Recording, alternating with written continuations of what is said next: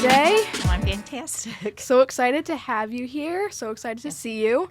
So this is a vodcast for students to be able to learn more about the teachers, the directors, the priests that are at this school. So there was a few questions that some students wanted to learn about you. And Okay. the first one I'm going to start with is, how did you decide to become a principal?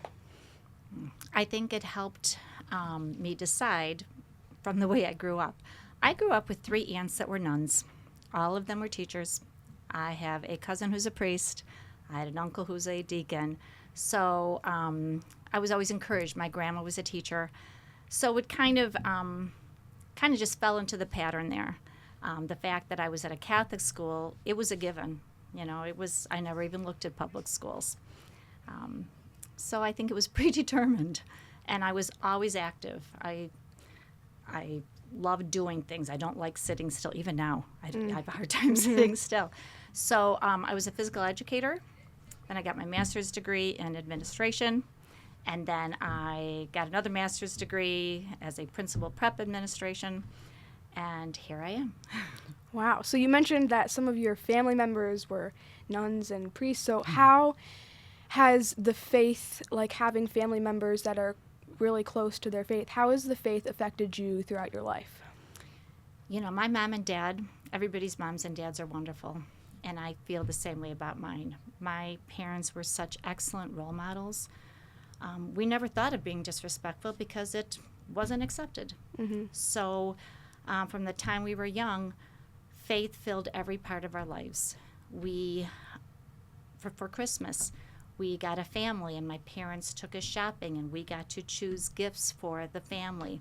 We went to the grocery store, and we all picked out groceries for the family. My dad was big into Rotary, which is another service organization, and Knights of Columbus. And we did all the activities with the adults who were in charge of those groups. Our lives were lives of service. And even now, as a principal and as a teacher, or more now as a principal, my life is service. How can I best serve the St. James community? How can I best serve the teachers who are all professionals? So how can I support them so that they can do their best in the classroom, which is helping the students? You know, you have such a vibrant community here, and it might sound corny, but it's a blessing to be part of that community and to be able to help. You know, everyone loves to help. I think it's harder on people to be helped than it is to be the one to do the helping. True. And I'm in a position where I can actually get to help the teachers or a student or the families or the parents. I mean, we all want the same thing, right? We all want students, we all want our children to have a positive learning experience, to have a positive social experience, to have a positive psychological experience. So let's work together. And I am learning every day. I learn something new every day, and I love learning. Who doesn't love learning new things? And the community is helping me with that. So hopefully I'm just giving back and helping the people here. So do you have any ideas for that kids can do for service for their community? I have buckets of lists. So you come see me anytime. Not only for the community, but you want to, different factions of the community, whether it's the animals. I am an animal lover. Whether it's for the animals or for the young ones or for our elderly. Yes, there's a lot of different opportunities. So I would love to sit down and chat, and you guys can extrapolate. And you might think of other groups then that you can help from that. So I wanted to build on the question of how you decided to become a principal. So what is it like to be principal? What is it like to be a principal? Well, it's different. I feel that I see the whole picture, and I think that's the biggest difference. As a student, you see, you're a little bit tunnel visioned. As a teacher, you know a little bit more, and as a principal, you know a lot more. So sometimes it's hard to explain our reasonings behind decisions we might make, but if everyone understands that, well, wait a minute, it's not just about this. It might affect all these other people or all these other students or families or something, or a policy. You know, there are things that we'd like to do, but maybe the state says we can't do them, or the archdiocese says, so just being able to have a hand in all the different ramifications of a decision that's kind of what we do as principals. So it's a blessing. It's hard sometimes, but everybody always asks me, "How are you today? You know, how are you doing, Mrs. Brinkman?" I'm fantastic. I love what I'm doing, and I think that's got to be the basis. I want to be here. I want to help. I want to support. Being a principal means supporting the teachers. You know, think about it. If your parents had 25 kids, they might get a little overwhelmed sometimes, especially if somebody's misbehaving and if you have more than one, you know, so there can be a lot of challenges. And so hopefully I can be there as a principal to encourage, to empower the teachers. Hey, look, you know, you're doing a great job, or you can do this, or you are doing this. What else can I do to support you? Or maybe I can pick something out. Well, you know, I love when I can help. Hey, you know, if you stand over here, or if you do this, or if you give the test on this day, maybe I can give them a little bit of help with my 47 years of experience that they might not have thought of. And so then they get better, you know, so maybe they'll learn a little from me and I'm learning from them. So there are good and bad parts of being a principal or a teacher. So what are some of your favorite parts of being a principal? Oh, my goodness. The relationships, obviously, and I'm going to talk about St. James in particular. You have such a professional group of teachers and staff. It's fun to work with everybody's expertise because then I learn more. And now I'm at a blank. But it's enjoyable to be part of a community where we can make a difference. We have the means. We've got the resources to make a difference. You know, we've got social workers. You know, we have director of student services in our building. We have we have so many various. I don't even know the right word. We have different activities and different programs that can all help students succeed, and that's unheard of in the Catholic school. I mean, do you know how well regarded St. James is to all of the other schools in our council and in our vicariate and in the archdiocese? Everyone knows about St. James. I mean, they are held on a pedestal. So when Dr. Kendra called me and said, you know, I'll never forget, "Hey, Mayor, you know, do you want to come and do a paternity leave?" I was like, wow. I mean, I was honored that he would even ask me. And I'm still honored. I say, you know, I come to school every day with a smile on my face. I go home with a smile on my face. Life is good. So you mentioned, like, loving seeing kids succeed. What do you mean by success? Success is different for every student. Success might be, you know what, I came in and I got to my classroom. You know, success could be, I got an A in my test. Congratulations on your A in your math test, by the way. Thank you. Success can be, you know what, somebody asked me for a play date. Success can be, I made it through the day without hitting somebody's head. We just got back from a 3-day outdoor ed trip from Laredo Taft. And students who excel in the classroom, and some, you know, might be average, maybe those students excelled in the outdoor education.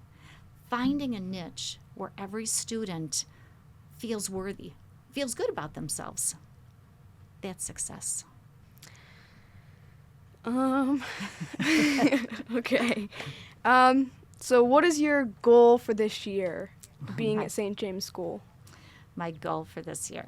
I wrote all these things down. I'm trying to look at it and then look at you. My goal for this year is to maintain the high level of excellence that is here. As an interim principal, I don't want anyone to think that the school is going to slide at all. I want to keep the school at a high level so that the new principal who comes in is able to pick up the reins and keep going forward for what Dr. Kendrick had. Every child in the school has the right to learn without being impeded by any other student. I want to make sure that all of our students have that same ability and that we are keeping up our high level of expectations for all of our students so that every student is successful. I always said to my own children, as we would pray, I'd say, "Dear God, please make a success. Please make me a success in my own eyes and in your eyes." And to me, that's what this is about. We want to be successful to God, and we want to be successful. We want to think we're a success. So I think that having the school continue moving into the century, staying on top of things and preparing for the new principal that comes in, making sure that we are compliant with the archdiocese and compliant with the parish and compliant with the state, keeping us in good standing. I think that's what my goal is. So now I have a little more questions that are a little more fun, Okay. a little more off topic. Okay. First question, what is your favorite activity? I think you hit the right word. Anything that's an activity I love. I love traveling. I've been pretty much to, the only continent I haven't been to is Antarctica, but I love traveling. Wow. I love working out. I think just because I like to move a lot. I have a golden retriever. I used to be one of those golden retriever breeders. But I have a golden retriever, and I love training her and bringing her to old folks' homes and just seeing what she can do. She's a lot of fun. I love horseback riding. Me too. So that's fun. I like doing things I have 3 children. I love doing things with my kids. And they're really good. We kept such a tight family unit that now I'm finding that their families are that same tight unit, and they're very good about coming home. And I love that, So another question about one of your favorite things. What was your favorite teacher? Who was your favorite teacher as a kid? Ooh, my favorite teacher.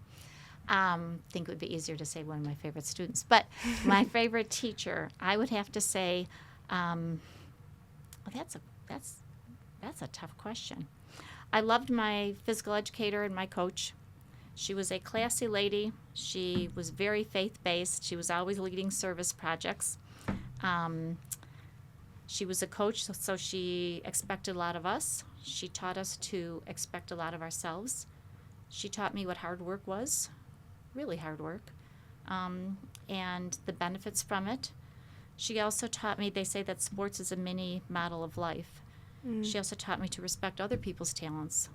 I mean, you play against somebody in volleyball, you run against somebody in track, and you're like, oh, they beat me, I don't like them. Well, no, it's, they beat me, wow. I appreciate, they've got a lot of God-given talent. So do I, so I'm going to work harder.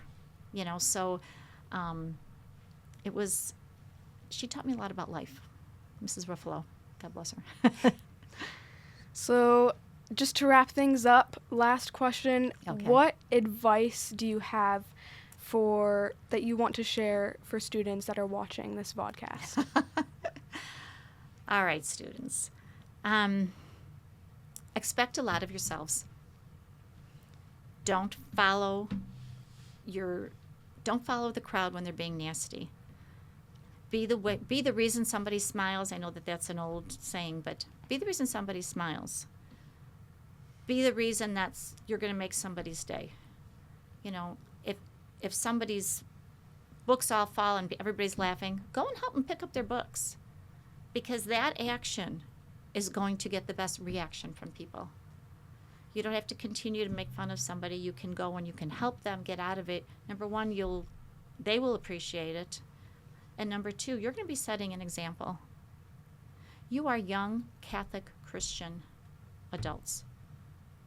Be proud of that. Be proud of the fact that your parents thought enough of you to send you to a Catholic school, because there's sacrifices here. I mean, it takes a lot of sacrifice to do that. But I guarantee it will make a difference. It makes a difference in right and wrong sometimes. It makes a difference in your expectations of yourself and others. And it makes a difference with how high a level you hold yourself to. So that's what I say. Amen. So thank you so much for being here today. It was an honor and a pleasure to talk to you. I'm honored that you even thought of me. So that was really nice. I hope students can learn a lot more about you and about what it's like to be a principal. And if they ever want to be a principal, they'll listen to this podcast and be inspired. Thank you so much for coming today. Thank you. Thanks for thinking of asking me.